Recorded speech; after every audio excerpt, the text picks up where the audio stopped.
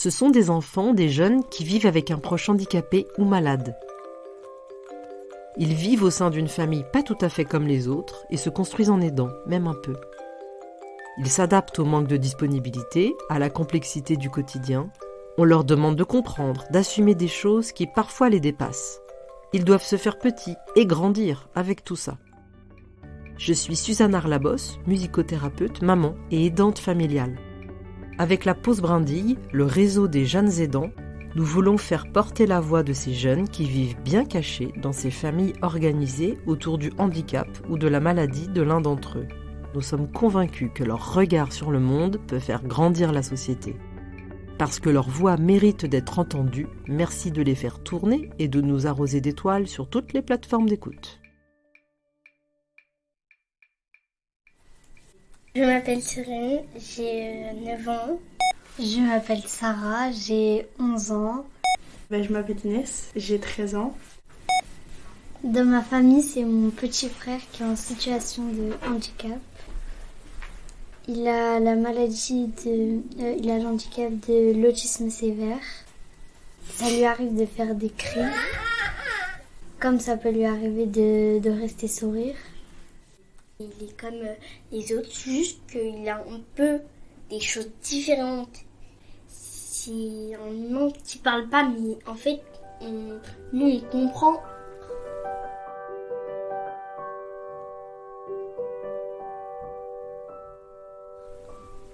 Parfois il a besoin d'aide, par exemple pour les toilettes, il se met aux toilettes, mais sinon on doit nettoyer ici. Maintenant il boit un peu au verre, mais il veut plus trop. Pour faire son biberon, c'est nous, il faut qu'on fasse. Quand il a faim, il faut qu'on lui donne ses gâteaux. Lui changer la couche, il faut que ça soit nous, comme Cyrine l'a dit. Et après, il faut qu'on l'habille, mais il commence à savoir monter le pantalon, mettre le pull.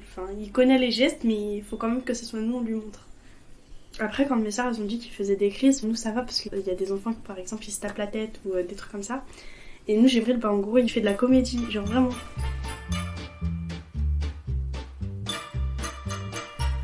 Il aime beaucoup faire tourner les choses, ça l'apaise. Pour l'apaiser, soit on lui fait tourner, par exemple, il aime bien les hand spinners, les choses comme ça, ou sinon on le porte sur notre dos parce que ça il aime trop. Et aussi il aime bien les pailles, il en met toujours dans la bouche ou sinon il les fait tourner. Et il a des dessins animés qu'il faut qu'il regarde, surtout Mickey. Moi l'année dernière, on avait regardé un film par rapport au harcèlement. Il y a un garçon qui a dit ça l'autiste à un autre. La prof, elle a mis pause et elle s'est rappelée que j'avais un petit frère autiste. Elle a dit, est-ce que vous savez ce que ça veut dire? Tout le monde a dit qu'il savait pas. Du coup, j'ai expliqué ce que ça voulait dire. Et après, les autres, quand ils ont compris que j'avais un petit frère autiste, ils ont compris que ça allait me blesser. Du coup, ils ont fait en sorte que j'entende plus des choses comme ça. Là, cette année, en français, je fais des exposés. J'ai décidé de le faire par rapport sur l'autiste, parce que j'ai envie d'en parler dans ma classe, parce que cette année, j'en ai pas vraiment parlé, contrairement à l'année dernière, j'en ai beaucoup parlé. En fait, Djibril, il avait un petit rituel, c'est que à 15h30, lors de la récréation, avant de partir, il venait me voir et il jouait avec moi et mes copines au ballon. Du coup, mes copines, elles le connaissaient, elles l'aimaient bien et tout ça. Et vu qu'on n'habite pas très loin, et l'été, quand on sort dehors, il rejoue avec nos ballons. Parce que maintenant, lui aussi, il a un sport en quelque sorte.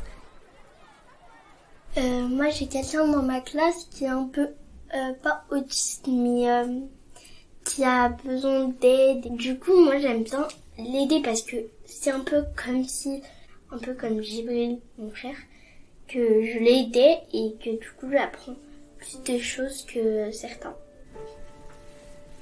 En fait, j'aime pas trop parler de lui à l'école. Parfois, ça me fait pleurer à l'école.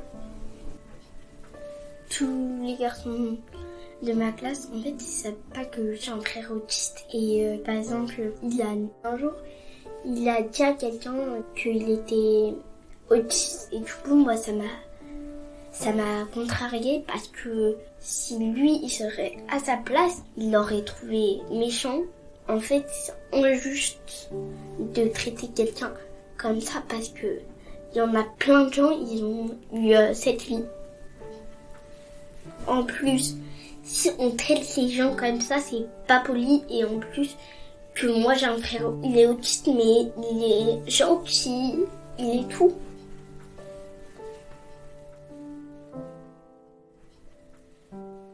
J'ai ma copine, elle habite à côté, et elle a sa petite sœur, elle a 3 ans je crois.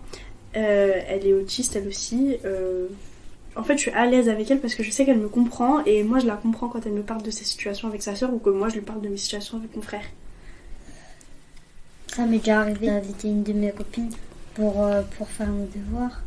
Bon, Jibril, il se sentait pas bien parce que c'était par rapport à un truc, ça faisait quand même un peu de bruit. Donc ça lui plaisait pas. Moi, en fait, il y a quelqu'un que j'invite souvent à la maison. On fait les devoirs ensemble et parfois ma mère, elle l'accompagne à l'école avec moi. En fait, elle voit toujours Jibril. Et ben en fait, elle a l'habitude de le voir, elle le connaît et elle s'en fiche un peu. On joue, parfois elle joue avec Jibril quand je me coiffe. Ça s'appelle les 12 coups de midi, ça nous arrive de regarder avec notre père quand on rentre de l'école à midi. Pendant, je sais pas, 6 mois, je crois. Il y a un garçon qui était autiste Asperger. En fait, il était tellement intelligent qu'il a gagné. Des gens, ils disent, ah oui, on est plus fort que les autistes. Mais par exemple, moi, un jour, il y a quelqu'un qui a dit, ouais, je sais mieux nager qu'un autiste. Mais en fait, Jibril, il nage bien et c'est super parce qu'on peut s'amuser tous ensemble. Il y a des autistes, ils ne savent pas encore faire ça, mais il faut leur apprendre. Par exemple, Jibril, là, il mange que des pâtes, mais parfois, on essaie de lui faire goûter des autres choses. Et du coup, il mange. Par exemple, hier, il a goûté de la quiche. Jibril, il évolue de plus en plus parce que avant, on pouvait pas aller au restaurant sans le poser chez quelqu'un pour pouvoir s'amuser. Mais maintenant, en fait, on peut aller n'importe où avec lui et ça lui arrive d'être plus sage que nous. Quand il nous voit, il est plus à l'aise. Genre quand il voit qu'il y a ma maman à côté de lui, ou mon papa ou nous, même nous, et il comprend que tant qu'il est avec nous, tout va bien. Cet avion est pourvu de 8 issues de secours indiquées par le mot exit. Les vacances, on va en Tunisie, et on voit notre famille. La plupart du temps, on part en avion seulement avec ma maman. La dernière fois qu'on est parti, c'était moi, Cyrine, ma maman et Jibril. Et en fait, j'avais laissé les 2 plus petits à côté de ma maman. Donc j'étais un peu toute seule. Déjà, mes parents, ils l'appréhendent. Donc déjà, ils prennent une batterie externe pour pouvoir lui mettre YouTube ses dessins animés qu'il aime bien. Ils lui préparent des pailles pour on sait jamais, des hand spinners, enfin des objets en fait qui vont l'habituer à l'endroit. Tant qu'il est avec nous, il sait qu'il est en sécurité. Donc en soi, ça va. Quand on est du côté de mon papa, on a toujours notre arrière-grand-mère et notre arrière-grand-père. Mon arrière-grand-père, il est pas très sociable. Sauf avec mon petit frère. Il a un lit, personne ne doit y toucher, c'est que pour mon arrière-grand-père. Sauf Jibril, il s'assoit dessus, il se met à côté et il lui raconte des histoires dans l'oreille.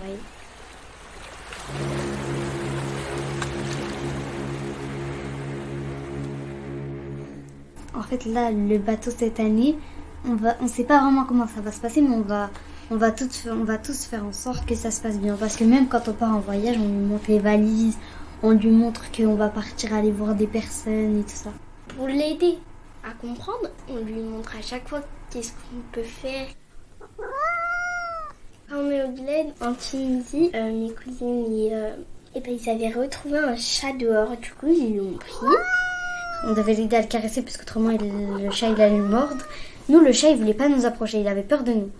Mais lui, il faisait que le coller. Jibril, il le tient par la queue et qu'il le lance. Parce qu'il aime bien... Il aimait bien le chat, sauf qu'il avait pas la notion de lui, ça lui fait mal. Par exemple, nous aussi, sans s'en rendre compte, il va nous faire ça, ou il nous fait ça aussi. Et genre, en mode, en gros, lui, il va pas se rendre compte que nous, on a mal. Genre, il a pas la notion de... Comment ça s'appelle ? D'avoir mal. Ouais, voilà. Quand j'étais petite, j'avais décidé que j'allais faire un métier par rapport à l'autisme. Parce que Jibril, je lui ai appris une tonne de choses. Je lui ai appris à faire des bisous. Je lui ai appris à manger avec la cuillère. Les câlins. En fait, j'ai appris plein de trucs. Du coup, ça m'a donné l'idée de travailler dans ça.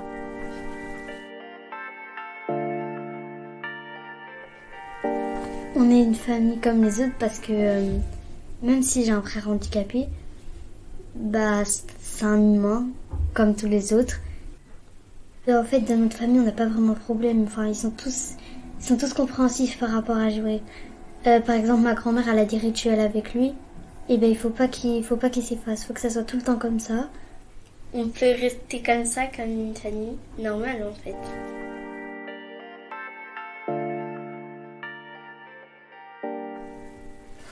Grâce à Djibril, j'ai appris à tolérer les gens en fait. Peu importe ce que la personne va faire, en fait, je m'en fiche. Ça soit une personne par exemple qui crie dans la rue, en soi, moi je vais pas la critiquer ou l'insulter ou peu importe. Parce que peut-être qu'elle a un problème, peut-être qu'elle a un handicap, peu importe. Avant, je savais pas du tout changer la couche. Et maintenant, j'aime bien plus le changer la couche pour rigoler déjà aux toilettes. Et aussi, maintenant, il aime bien m'aider. Du coup, en fait, je suis contente qu'il m'aide.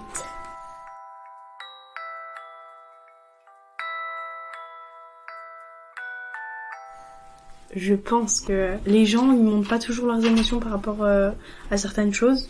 Et ils parlent pas toujours de leur vie familiale pour exprimer la souffrance des gens, par exemple, s'ils ont un frère handicapé.